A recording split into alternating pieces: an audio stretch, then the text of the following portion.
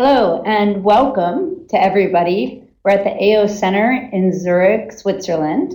My name is Tania Ferguson. I'm a hip and pelvic surgeon in Seattle, Washington in the United States. And while my primary career focus has been on the treatment of acetabular fractures and primarily fixation of these fractures, I also have a large reconstructive practice that's led nicely into today's topic, the concepts of treating geriatric acetabular fractures or patients with osteoporotic bone suffering acetabular fractures. It's a real pleasure for me to be here. We have already every continent covered by participants from around the world. We have people registered from Japan, Australia, Guatemala, as far as Malawi. And this is really exciting for all of us to get together and discuss some of these incredibly challenging issues in this particular subgroup of patients. It's a real pleasure for me to introduce my colleague and new friend, Jaz. Jaz is going to be moderating the session today. Thank you, Tania. And welcome from Dubenor. The aim of today is to go through this very difficult patient group, actually, and try and identify some of the issues associated with coming up with a decision on how best to manage them. Now, we'll be running through a presentation. Tania will be taking us through that. The question and answer session that comes after it will be fed by some of the questions that you'll be putting to me, hopefully, during the actual presentation. I'll answer some of them as we go along, but the controversial subjects, and there are quite a few, we'll talk about in a little bit more detail later on. So let me hand you straight back to Tania so we can get on with this presentation. Thank you. And I'll say that at this point, we now have 120 attendees from throughout the world demonstrating that this is, it's clearly a worldwide problem. The incidence of geriatric acetabular fractures has clearly been demonstrated to be increasing. And that's something I've experienced in my own practice. And I see, based on your attendance here, that it's similar to many people throughout the world. I hope that by the end of this experience, we'll all be able to recognize the real complexities in the decision-making of these particular patients. I hope that you'll be able to explain the challenges and the technical challenges associated with both the osteosynthesis options of treatment as well as the arthroplasty arms of treatment.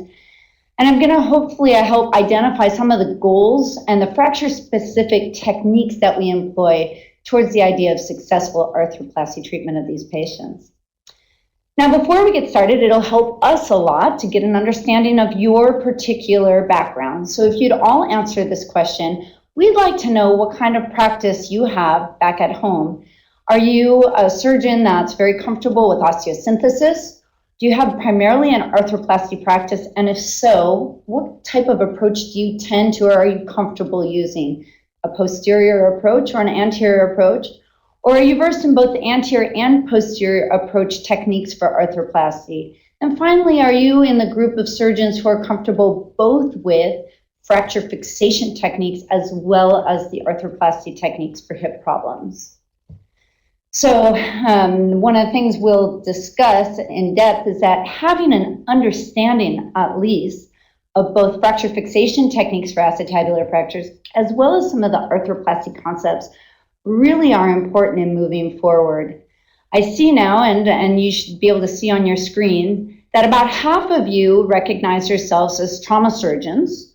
A quarter of you appear to be versatile, both with fixation techniques as well as arthroplasty techniques. And then there's about a quarter of you who are primarily focused on the arthroplasty techniques. So that helps me a lot as we move forward in this discussion.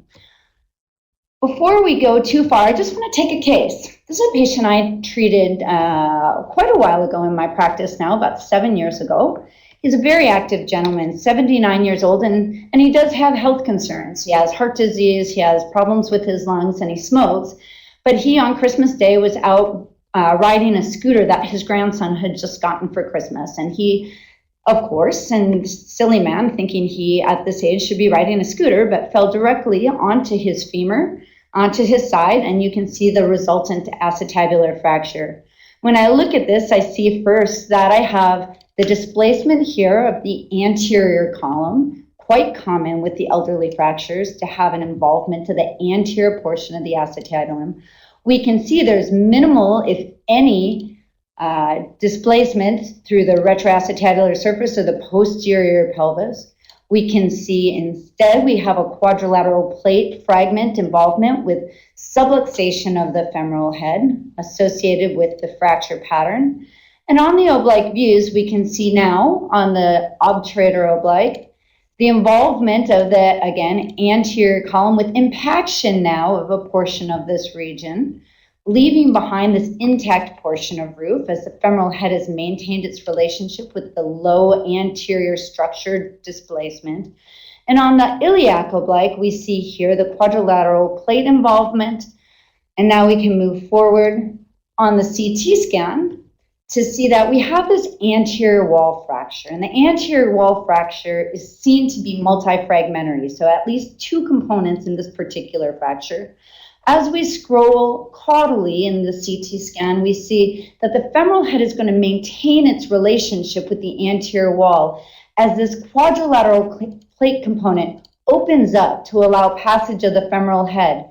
And as the femoral head moves against the intact portion of the posterior column and the residual roof, we get impaction into the posterior column. Again, quite a common pattern in the acetabular fractures of the elderly.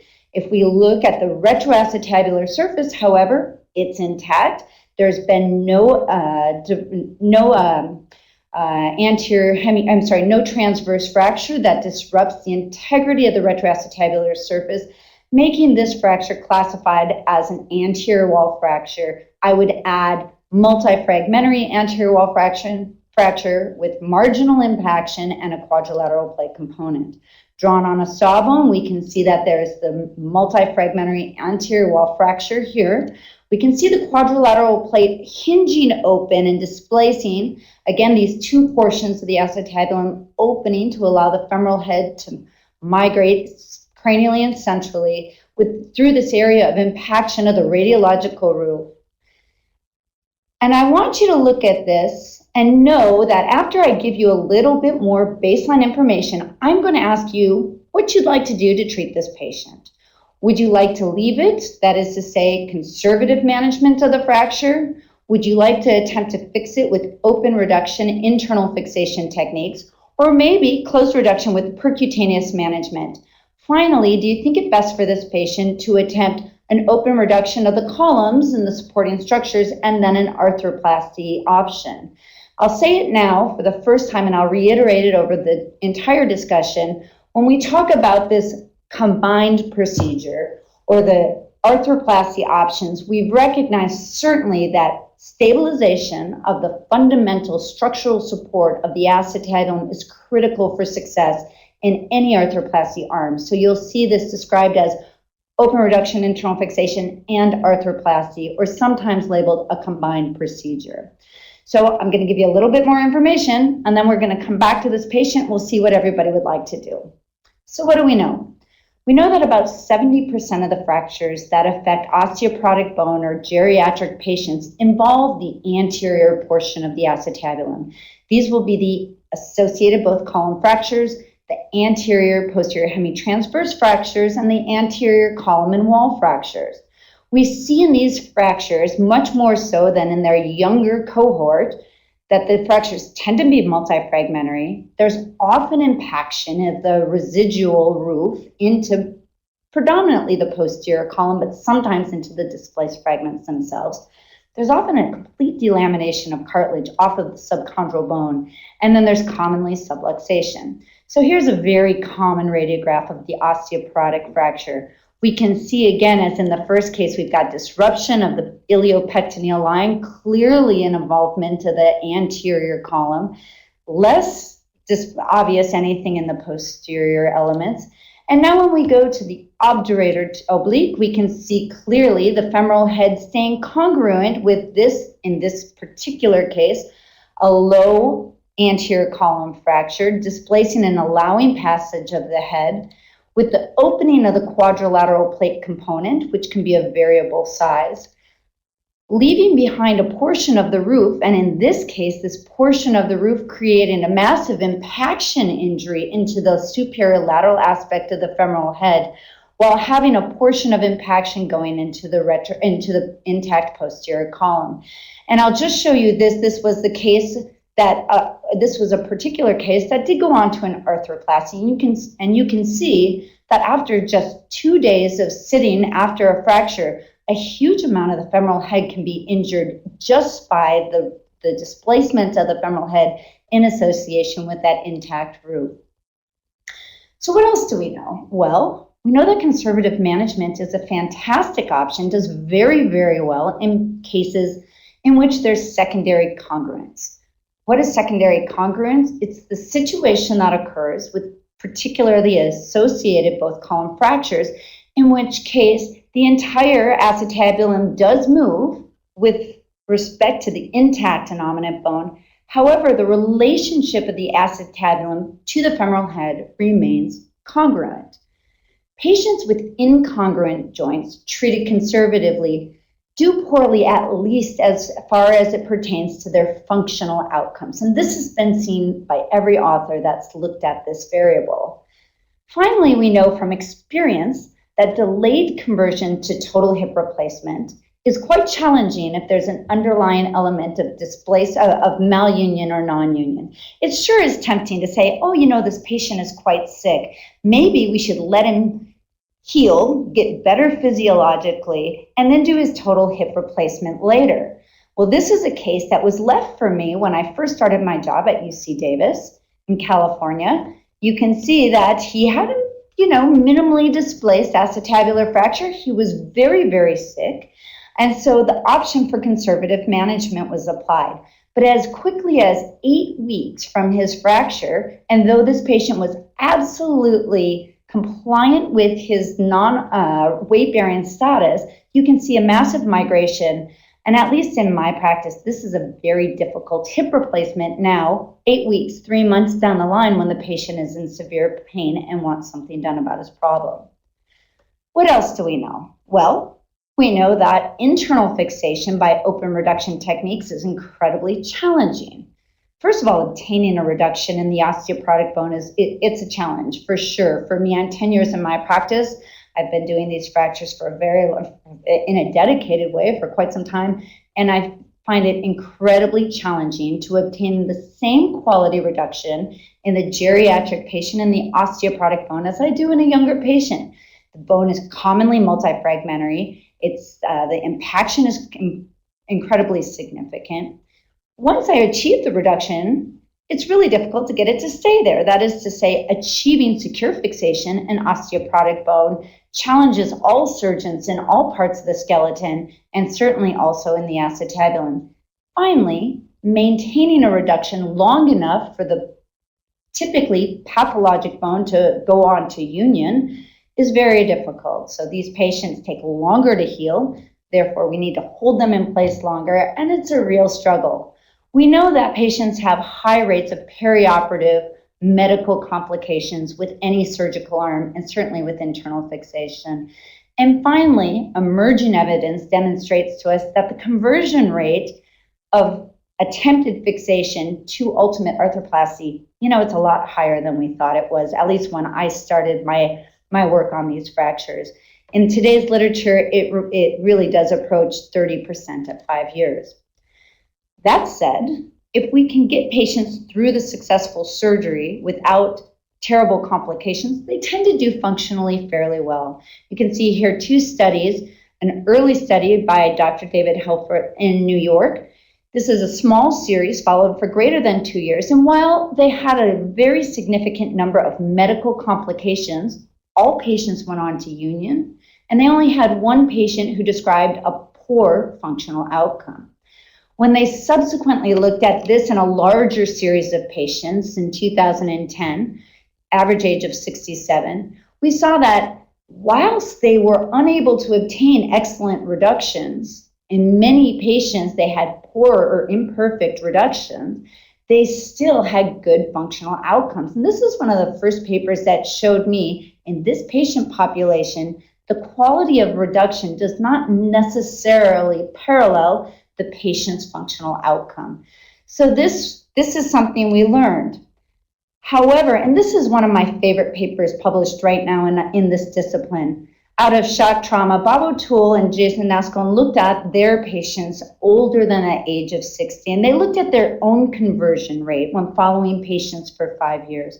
And what they found in their own series was that the rate of attempted internal fixation converting to later arthroplasty was 25 to 30%. And then when they looked back at other studies that have looked at the same parameter, that is to say, at what percentage of patients go on to conversion, they found that if you follow your patients a bit longer, here up to the 5 years and beyond, the conversion rate to arthroplasty approaches 30%. And these are surgeons that are very good at internal fixation strategies. This has made a huge impact on my practice, and it parallels what I see in my own practice, that though I attain a very nice reduction, I still have a conversion rate that's unexpected, and patients failing fixation that may be based on the quality of their reduction I didn't expect.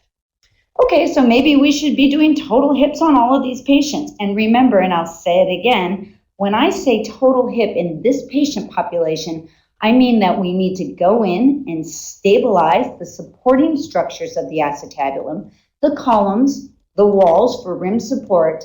When we do this and then do a hip replacement, maybe this is a better option if fixation fails so commonly.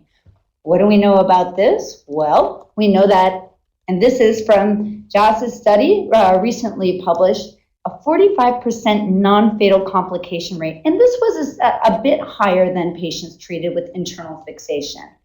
We know that there's a fairly high component failure rate reported. That is to say, patients requiring revision total hip surgery down the line, 40 to 50% at 5 years. And this is from slightly older literature, but it's certainly something to think about. And again, the medical complication rate is high. I looked to this paper out of Tampa, and when we look at this technique, this is a combined hip procedure, meaning that they use whatever incision necessary for internal fixation of the anterior and posterior column or the walls to provide structural support for the acetabular component. They had a 60% complication rate, and these were important complications, including strokes or heart attacks, certainly a high rate of DVTs going on to pulmonary embolism, important medical complications. And 5 of the 22 patients required early revision of both components, the acetabulum and the femur, for various reasons. This study, this is a new paper out of London. This is an inspirational study to me. This is where I think we are now in representative contemporary techniques in arthroplasty combined with fixation for this patient population. But one of the things they've added in here is that for these patients, greater than 65-year-olds suffering a low energy fragility fracture, treating these patients through whatever fixations, whatever incisions required for, again, stabilization of the structural support of the acetabulum, and then treatment with the arthroplasty done acutely. Finally, allowing these patients weight bearing, they had a 100% union rate at 6 months. And these patients, though there were significant medical complications in the perioperative period, at the 6-month period, none of these patients were on walkers anymore, and many of them are ambulating without any assistive devices. And I think that's what we're seeing more and more commonly with the arthroplasty arm of this practice. Finally, what we unfortunately know is that, yes, the medical complication rate is quite high regardless of your decision. That is to say, treating these patients non-operatively or operatively lead to very high medical complications, and this has to be considered in the management protocols. And the mortality rate at 1 year between authors is somewhere between 15 and 30%. And this is pretty consistent when one starts to factor in the patient's medical comorbidities going into the problem in the first place, regardless of the treatment. This most recent paper, just recently published in April in the Journal of Trauma, again from Shock Trauma, looked at the a fairly large number of patients from 3 level 1 institutions in the United States treated with either conservative management, percutaneous management, internal fixation, or a combined arthroplasty technique. And the rate of mortality, while it was 16%, was similar across all arms of treatment. So I don't think that we can say that we're operating on these patients to decrease the incidence of mortality associated with the fractures. And these are all critical things to discuss with the patient and the patient's family at the time of their injury. So let's get back to our patient. Again, active 79-year-old with heart disease, lung disease, smoker with this multifragmentary anterior wall fracture. What do you want to do with this patient? Are you going to treat this guy conservatively? Would you like to treat it with open reduction internal fixation techniques? Will you try to get a closed reduction and treat it percutaneously? Or are you going to apply a combined procedure where we'll reduce and fix the columns and then proceed with an arthroplasty solution in this particular example? I'll just say, as you're answering this question, there is clearly no right answer. Every time I get one of these patients, I have to consider the particular patient factors, and each individual fracture when making my own decisions, and I don't have an absolute algorithmic approach to these patients. What I see is that more than half of you want to go ahead with internal fixation. About 30% of you would like to go through with a combined procedure and go forward with a hip arthroplasty combined with the fixation, and a smaller percentage of you would like to treat this conservatively. And I'll tell you, in this particular case, I went with the majority, and I went for an internal fixation strategy. At the time, I thought these are my goals. When I'm approaching these fractures with a goal of internal fixation, these are my surgical goals. I need to lateralize the femoral head to give myself room to work on the weight-bearing dome or the radiological roof. I need to reduce that roof, and then I need to stabilize it. And to stabilize that portion of the displaced roof or the impacted segments of the articular surface, I'm going to need bone grafting. I'm going to need to create an important raft of screws to prevent a resubluxation or displacement. This often includes lateralization of these medial supporting structures, the posterior column or the quadrilateral plate. And then finally, remembering that the femoral head moves with and stays congruent with the anterior columnar wall, I'll need to apply some kind of buttressing plate to this area. This is an artistic depiction from my friend Mark Riley in New Jersey. So I'd like to say thanks, Mark, again for these pictures that demonstrate our strategy. We're going to lateralize the femoral head and then reduce the area of impacted roof or displaced radiological roof. We're going to fill the void of the bone that's left behind and then wrap the area with perfectly placed screws to maintain this reduction, and then create a compression of the metaphyseal region behind that roof reduction or supporting that roof reduction before finally applying a stabilizing buttress plate to the anterior fragments, remembering that femoral head is staying with the anterior wall or column. So just addressing the quadrilateral plate is insufficient in this fracture fixation. Radiographically, and this is the case, I lateralize the femoral head. Then we're going to reduce and stabilize the area of roof impaction in this case, working through the fracture line. This is going to leave a large bone void, which will need to be grafted. And I can't tell you I know what the perfect graft is. I think about it quite a lot. I tend to use an autograft or an allograft, but I think there's room for improvement here. Now we create a compression of that region behind the roof. You can see I've applied provisional fixation where my screws will be, but then I go forward and complete this raft of screws. So now this area of the roof that has been reduced, grafted, and now supported with screws has further been compressed by the application of force from the posterior column laterally, and finally the application of the suprapectineal buttress plate on the anterior wall. And this is his final radiograph. This is actually a 7-year follow-up radiograph. This is a win for me. This guy's doing great. Unfortunately, it's not always, the outcomes are not always so good. But I will reiterate what Emil Letournel says in his textbook, and he says, while osteoporosis is critically important to the outcomes of these patients, don't give up on the osteoporotic acetabular fracture. Learn these techniques, and there are many patients that are going to benefit from a reconstructive opportunity. Okay, case number 2. This is another patient I treated about a year after the last. He's an 85-year-old gentleman, very active, living at home with his wife, loves gardening. He has Parkinson's, but he is minimally affected with the Parkinsonian tendencies, and he has significant heart and lung disease. You can see here on his radiograph a similar fracture pattern involving the anterior structures with this disruption of the iliopectineal line. However, in this case, you can see a disruption, if you look closely, at the ilioischial line, indicating disruption of the posterior elements. You can see the femoral head has migrated and is sitting impacted on the radiological roof, which is left intact to the innominate bone. On the 3D reconstruction here, we can see clearly the anterior wall the anterior wall component is multifragmentary. We now have 4 components. The sciatic buttress is lost to an additional fragment. And we have a large displacement of the posterior column through the hemitransverse portion of the fracture.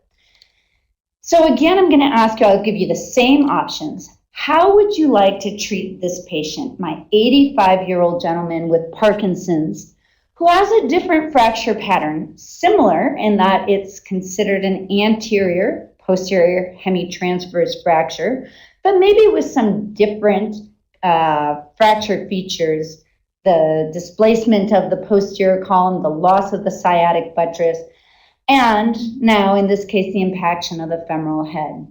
So what do you think? We've got results coming in, and it seems to me that the dominant answer here, so now we've got about 60% of participants wanting to move forward with an arthroplasty option. Well, this is what was done. This was a patient sent to me shortly after his internal fixation, and when we look at it, it appears that superficially, it appears that many of the same strategies have been employed. We've got the reduction of the radiological roof, at least we think so, and we've got plates along the anterior column. We've got plates along the posterior column times 3. This is an example of if you put enough metal over a hip, you have no idea what the actual reduction is. But if we look at what happens, this patient fails very early. And I would argue that this is a fairly predictable failure. Notice that these fractures tend to fail in a similar failure mechanism, and I'll go over this again in a moment, but the femoral head redisplaces through this area of impaction or displacement of the radiological roof in this area. The displacement is almost exactly where it was at the patient's presentation. Let's compare this case to the first case, and how is it different? Well, in this case, sure, the patient's a little bit older, but I would argue that the quality of bone is fairly similar. Now the hemitransverse is displaced, but some of the things that we see is this impaction injury here, whereas in this case, the impaction is on the acetabular side and in an area where we can reach with our reduction techniques possibly. But if we look at the quality of the reduction obtained at the time of surgery, we see that in this case, we have residual subluxation.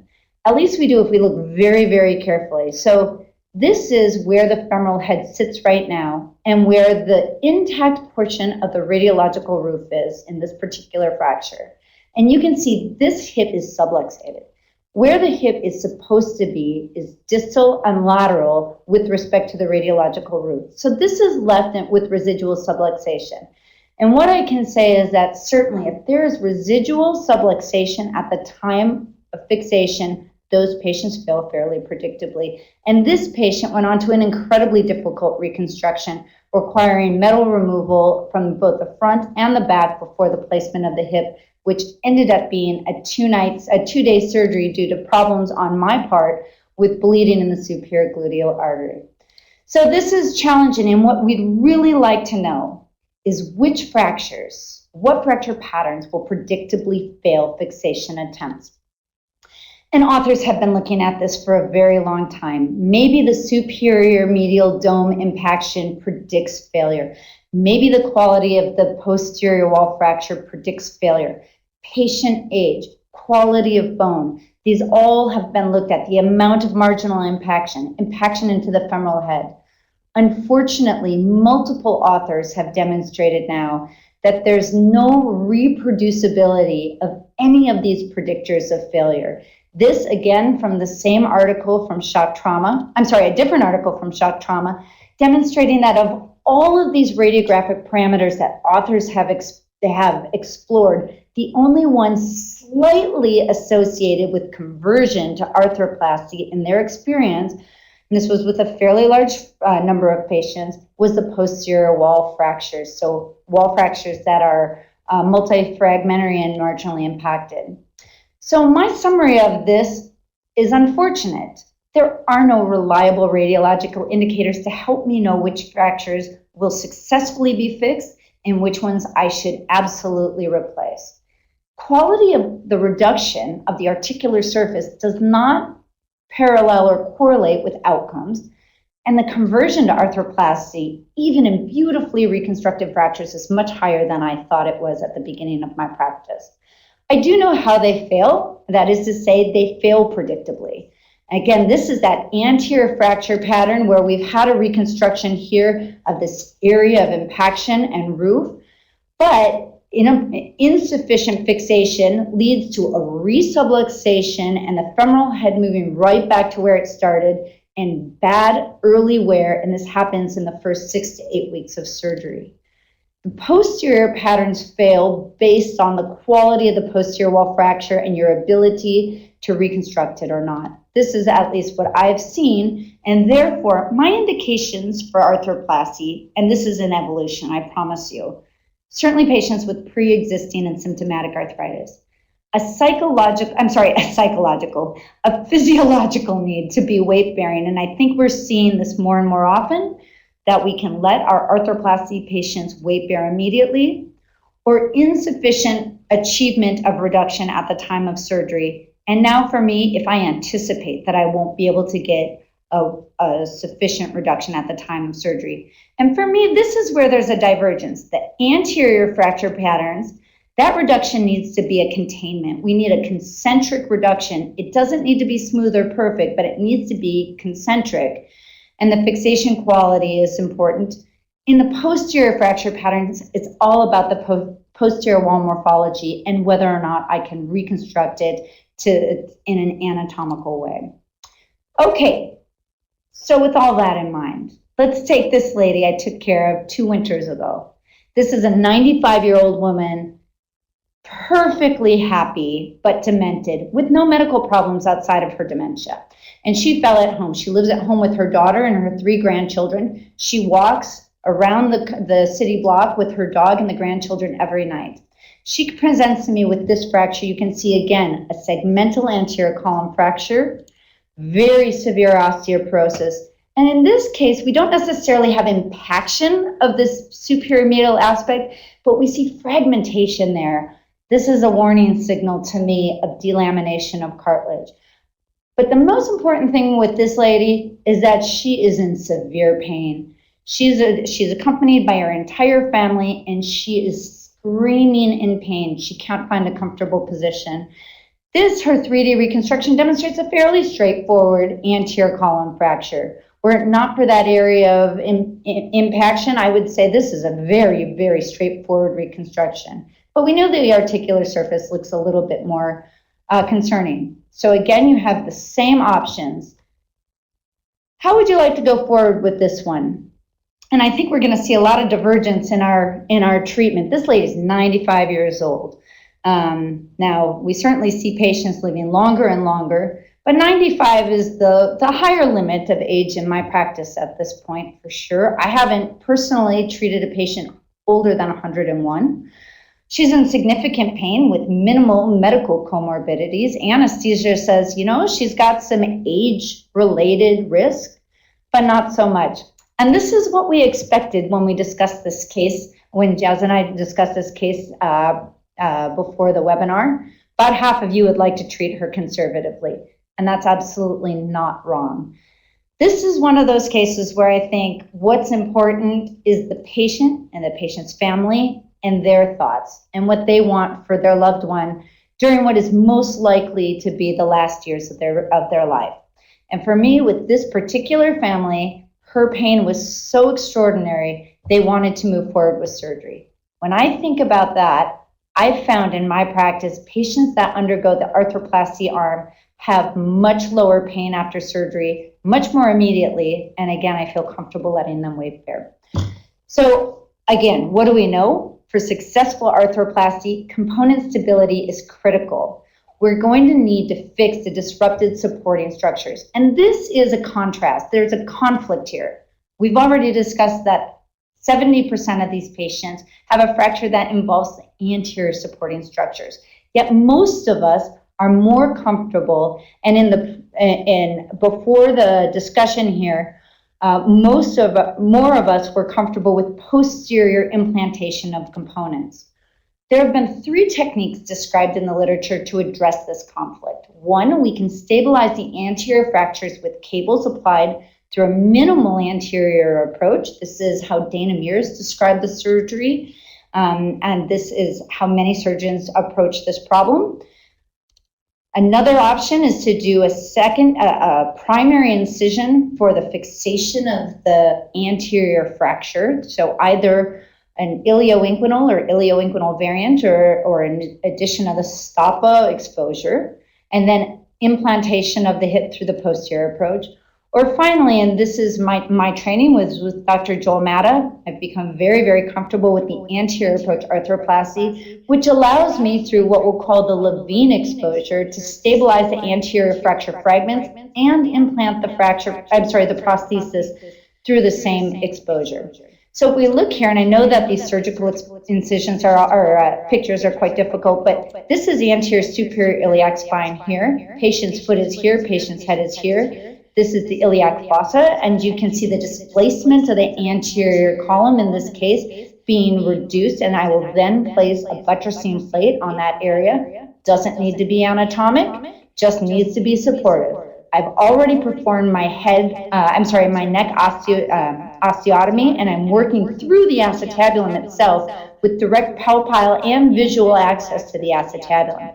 Now my patient is supine. I've done this exposure using the Levine approach, giving me access to the third window or the lateral window of the ilioinguinal, and the Hooter exposure for the anterior approach. I can ream and place my cup.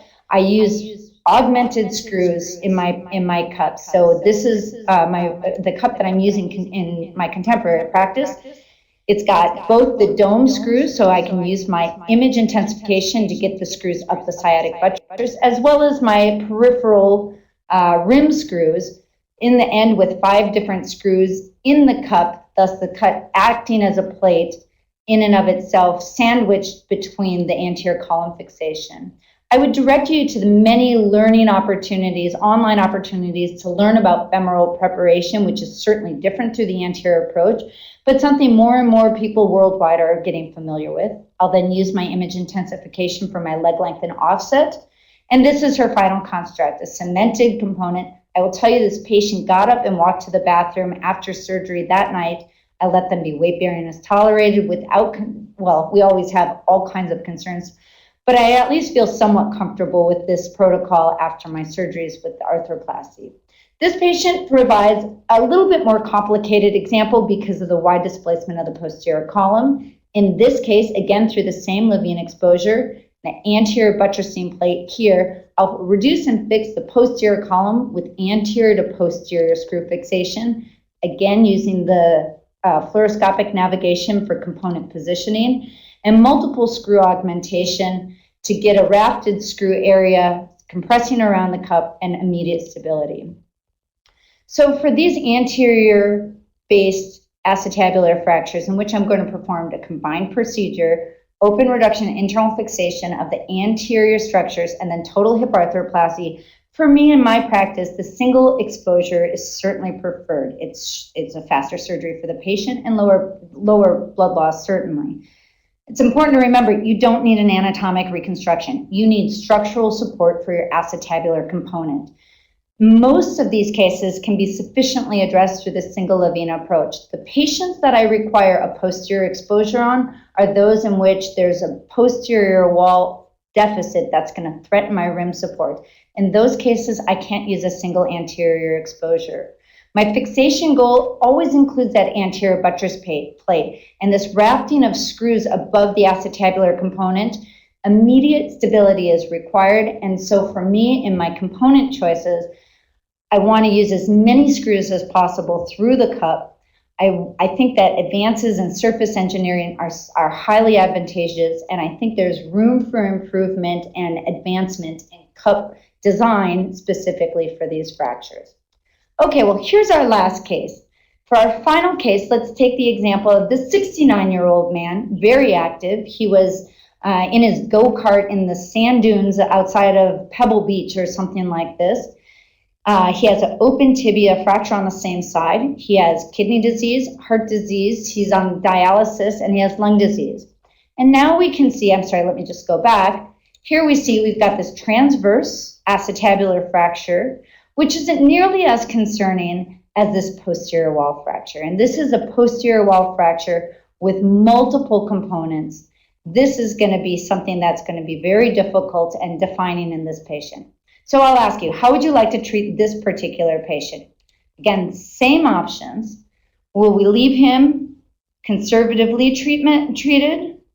Are you going to go ahead with internal fixation, open reduction internal fixation? I see very few people going for percutaneous management in this case. Or do you want to go ahead with a total hip replacement? And this is interesting because I think many of us are more comfortable with internal fixation through a Coker-Langenbach or internal fixation of the posterior structures. As surgeons worldwide, the fear of using the ilioinguinal versus, and the complications that go with it versus the Coker-Langenbach. And maybe that's what's driving the interest and the comfort level of fixation. And about 35% of you are going to go ahead with a combined procedure. Let me show you what I did. I actually thought I could fix this one. And I put this patient prone, which is how I operate the transverse posterior wall fractures. This was 9 years ago in my practice, and I got a beautiful reduction of the transverse. But when I then went to try to reduce and fix the posterior wall, it literally felt like it was melting like butter in front of my face. And I could not get an anatomic reconstruction of this posterior wall fracture.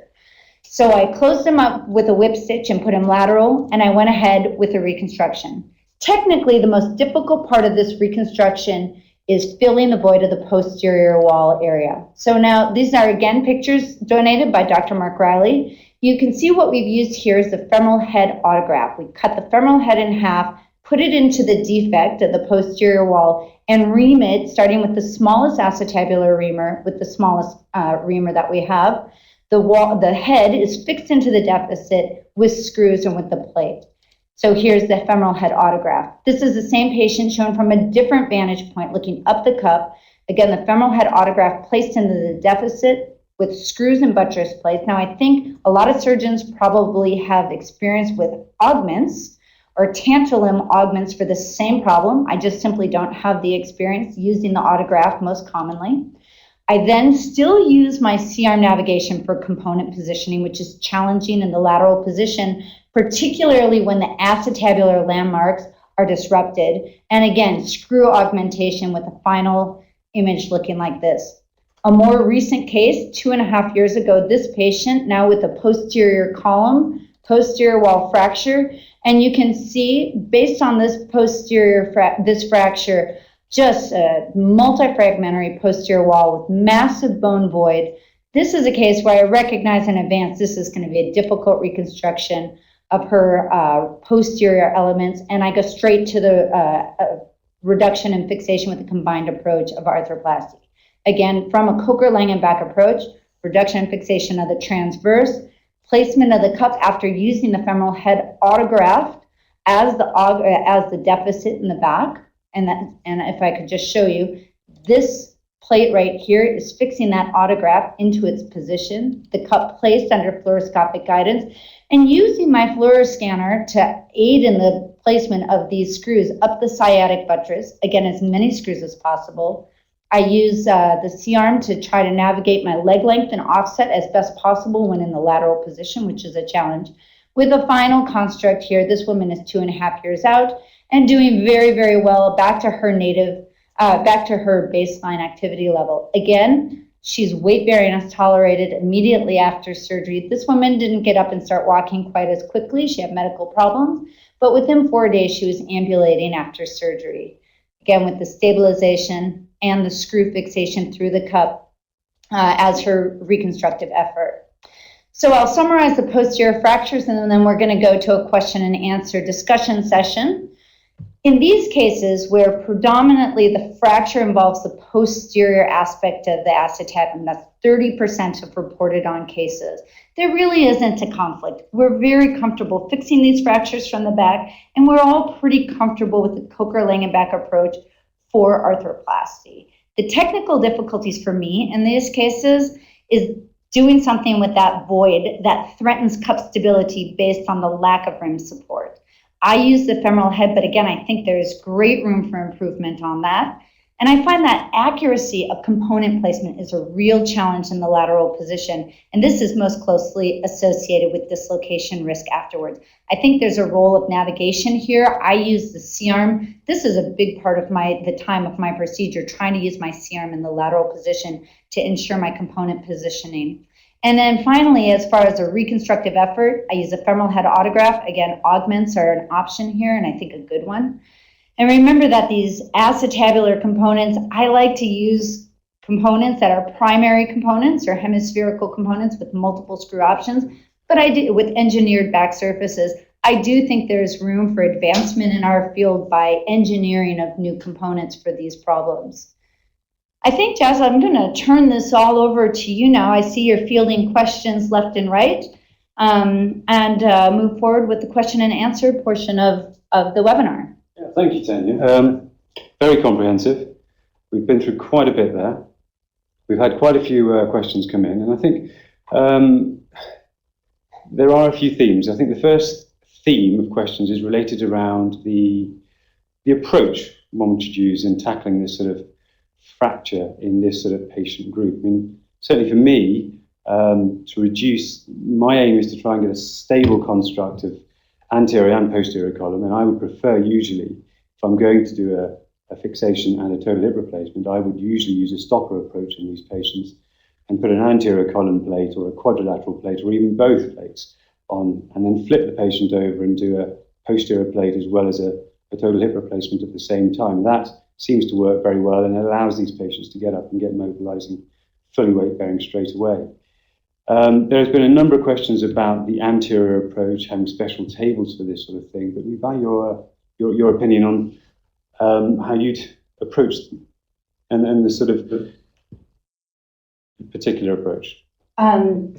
So I would say that I've seen in the last decade across the world, more and more people become comfortable with the primary total hip replacement through an anterior approach and getting comfortable with that anatomy. And of course, in this situation, the femoral preparation. I will say that I'm handicapped by the use of a table. And what I mean by that is that I have a table, a special orthopedic table for this, and I use it exclusively. That said, I have friends both in the United States, but also in Europe and in Asia who do this with ease, so with ease in their practice without a table.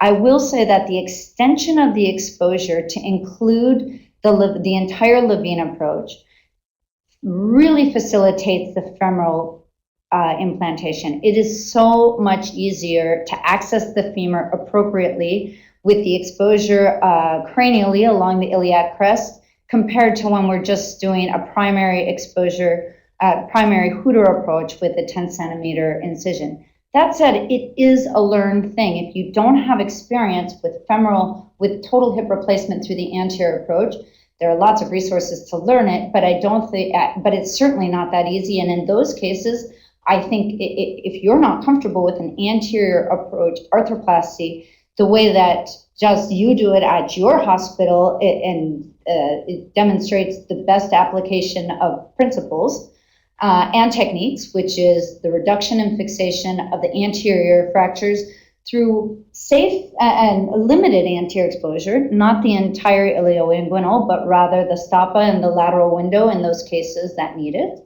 and then the implantation through the posterior approach.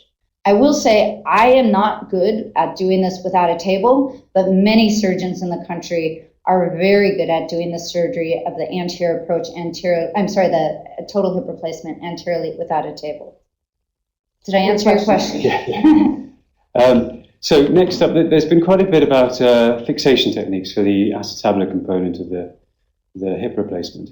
Now, they've mentioned cement, and certainly in my training and to my knowledge, cement traditionally for fixation post-acetabular fractures is associated with quite high sort of loosening rates, approaching 50%, that sort of level. What are your views about cemented acetabular components for hip replacements?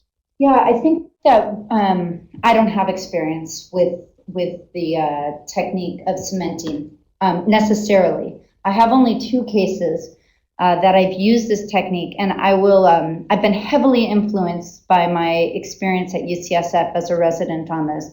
Certainly, if you are going to use a cemented cup because this is all you have at your hospital, it can be done, but I would recommend restoring the acetabular region as much as possible. And cement loosening decreases if you can create stability within the cement, just as you would with a building, and creating some kind of rebar. And so for me, this is with the screws behind the roof area, and then screws through the cup itself, and then cementing through and pressurizing the cement through that whole area. That said, certainly if you have a non-cemented component available to you as a resource, I think your outcomes will be significantly better in the long run. I agree. I think for me in principles, when I go for fixation, I tend to go for an anterior fixation of some sort, a posterior fixation, then we use the cup as a third plate. So it's a third circumferential hemispherical plate with screws in it to hopefully help with that initial stability that you require for on-growth or in-growth, depending on the sort of cup that you're using. Now, we've had a few questions about how to improve stability, and that's certainly something you touched upon earlier on as a problem with hip replacements following acetabular fractures. Now, what sort of things do you do to reduce the risk of dislocation? Yeah, so I think this is a very good question, and certainly one of the most common reasons for revision surgery after hip replacement in these fractures, in these cases, these patients, is dislocation. The patients fall, and I think the number one reason is cup position. So it's very difficult, especially with the traditional techniques of placing the cup from a posterior exposure in the disrupted bone, that getting the cup position perfect and accurate is very difficult. I think number one, the use of the anterior approach and having some kind of fluoroscopic guidance of your cup placement, for sure in my practice, that's number one. Number two, reconstructing the acetabulum into its native structure. Again, its overall reduction is not important, but getting it sound and secure so your cup is stable within it, I think is very important also. I definitely have, using larger heads are certainly an option, but I think in my practice, the number one reason that the stability is less of a problem is the acetabular component positioning and the accuracy allowed through the anterior approach. I think also, actually, if I could just think on my 2 feet for a second, the lack of this, having only one approach is also helpful. So that is to say, if you do it all through the anterior approach, you haven't disrupted the posterior elements at all, or the posterior exposure at all, versus if you've had to do 2 approaches. That said, Jazz, you at your institution have used the 2 approaches, and you have a very, very low dislocation rate. So maybe you should comment on this question. No, just following on from what you're saying, I think I would like to use image intensifier intraoperatively, but we don't usually need to use it because if you reconstruct the columns, you tend to have an overall assessment of the anatomy available for you on the table. You know, some of the newer techniques or the newer types of metalwork that we have to put in, the sort of larger head sizes, I'd certainly not have any worries at all about putting a large head component in a patient who's in their 70s or 80s in this sort of situation, because I do think that they are at higher risk of dislocation. Now, going on from that, there has been some more talk about acetabular rings on the Q&A board here. So I think a lot of people out there are using Schneider type rings or acetabular rings to try and essentially, I suppose, turn the defects into contained defects. Now, do you have any experience of using rings around the acetabular? You know, I personally don't have any experience with this, so maybe we can ask you. I know that many of my colleagues, particularly in Europe, use these rings and different augments, and you probably have much more experience than I do with them. What are your thoughts? Well, I mean, augments are fine. I really like trabecular metal, titanium, that sort of thing. Augments seem to work very well at turning the defects from uncontained into contained defects in which you can get a press fit. And I think they work very well. They are captured you get a biological fix quite early. So for me, a sort of an augmenting ring like a Bert Schneider would be something that I'd use as a bailout if there was a problem that I couldn't sort out with my augments. But I tend to go mainly for augments. Now, just going back a little bit from the surgical side of things, we've had a few discussions on the Q&A board here about patient selection. So now we talked a lot about the fracture-related factors that we've sort of look at when we're deciding on whether to offer patients surgery and what sort of surgery we should be offering. We've touched upon the patient factors, and for me, for patients, I want ideally a patient who's pain-free, who can mobilise, get from a bed to a chair. Before I would consider conservative therapy or consider offering them conservative therapy or putting that to them. Now, do you have any sort of criteria about the kind of patients that you offer, your indications for offering conservative therapy? And if so, what do you advise? What's your protocol? Yeah, and it's a great question. It's certainly an unanswered question. I also think it's going to be incredibly regionally dependent and resource dependent. I'll say that I've had the luxury of working in a hospital system where I have resources available to me. And so that's medical resources, it's technical resources, it's operating room resources. So I've had that luxury in my practice. I could be criticized for being too aggressive surgically. For me, the patients I offer non-operative management to are certainly patients whose families and who they themselves or their families more commonly say, no surgery, we don't want surgery. They just exclude themselves from the consideration. Then, of course, the family always asks, well, what would you do? And for me, it's the pain control thing. And if the patient is not painful, if they are low demand low demand patient functionally, and they're not in pain, I'm happy to offer them a non-operative or a conservative approach. But if they're in a lot of pain, and if they're in a lot of pain, I know that in my own practice, patients feel more comfortable after surgical intervention, especially with the arthroplasty arm. I have a very long conversation with the family about the possibility, if not probability, of mortality associated with the surgery or non-operative management, but nonetheless. But I do offer these patients surgery, even though they are very, very high risks, mortality risks. Oh, excellent. So we've explored the fracture-related factors. We've talked quite a bit about the patient-related factors. Now, the sort of elephant in the room is the surgeon-related factors. Now, what's your opinion on safe approaches, training, making sure that one can actually approach these columns and put these plates on in a timely fashion that doesn't involve lots of problems for the patient? And patient safety is a big issue for us. So if you're offering a patient an operation that potentially is dual approach with a blood loss of approaching 1.2, 1.3 litres, What are your views about training for surgeons? What's safe?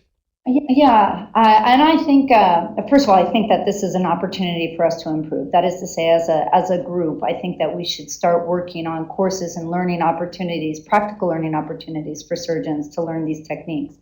I'd say that the posterior fractures offer very little danger. Of course, the sciatic nerve is a little bit more of a concern when you're doing reduction and fixation as well as the cup placement, but many surgeons worldwide are very comfortable with use of the Coker-Lange bag for both fixation and arthroplasty. I think the ones that are, and so I would say only to these surgeons, just to protect the sciatic nerve, but try very hard to get as much stability into the reduction of the column as possible. Go to an acetabular fracture management course and concentrate on the reduction techniques through the Coker-Lange back exposure. The difficult one is the ilioinguinal for sure, and I think that the Levine approach, using only the lateral window, is quite safe. You can still get into trouble. Certainly I have. The superior gluteal artery is not that far away.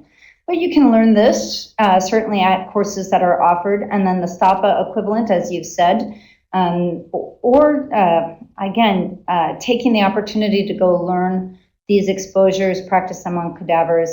And the only thing I will leave you with is that certainly we do know from failure analysis that lack of stability or not stabilizing those anterior fractures, I think, with some kind of fixation technique is what has led to failure rates in the arthroplasty in the past.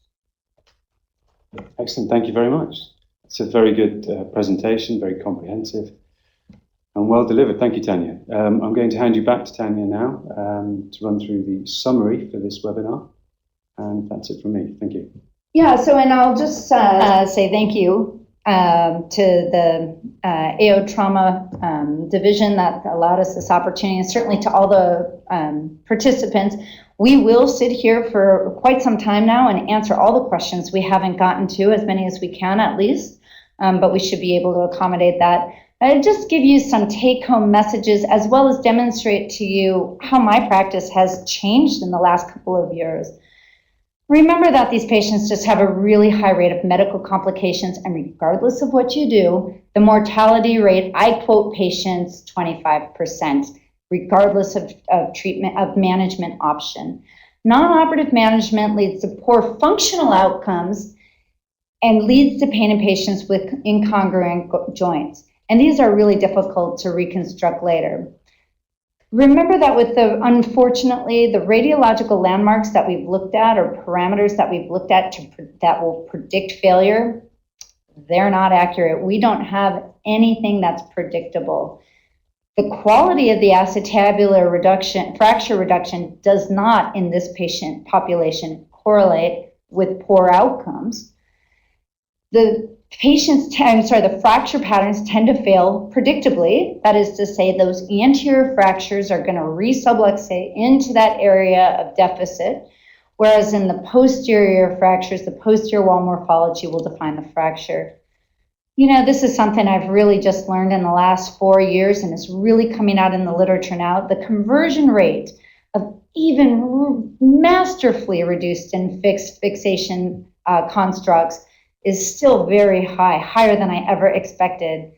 The technical failure rate of acute arthroplasty, you know, it's been reported at 30 to 40%, but I think, and I point you to the paper just out of London, I think we've got better results now as we've understood this foundation principle of reconstructing the structural acetabulum, and I think we're going to make great progress on this as a community with new acetabular components specifically for this problem. But my practice has swung in pendulum. 5 years ago, I would finalize this talk by saying, avoid arthroplasty if you can. But I have seen far higher rates of failure in fixation patients and internal fixation patients based on the quality of the reduction and reconstruction. I can't predict which patients are going to fail at this point, and that scares me. On the other hand, I'm better at the combined procedure of reduction fixation plus arthroplasty. I think the techniques have improved. I think we've had advances, and we're going to see more advances in component engineering. And I really think our patients benefit physiologically from the immediate pain relief and the early weight bearing associated with this combined procedure. So while before I would say avoid arthroplasty unless you can achieve a concentric stable joint intraoperatively, now I really favor the arthroplasty reconstructions in these cases of any concern. I want to thank you all again for your participation, reiterate that this presentation will be in the archives and online accessible as long as there's an internet, and thank you so much for your attention.